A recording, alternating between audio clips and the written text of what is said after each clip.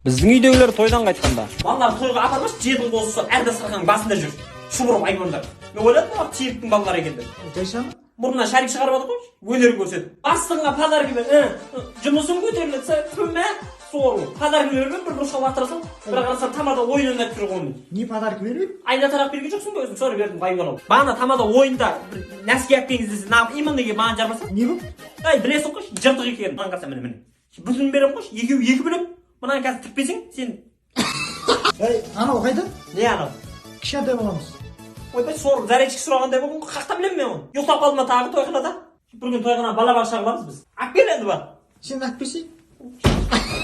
Бағана жұмаш кеттік, ақ көйлегің жағы сондай қарамады. Модус сондай дедім. Қақтамайсың, қатын салақ екен.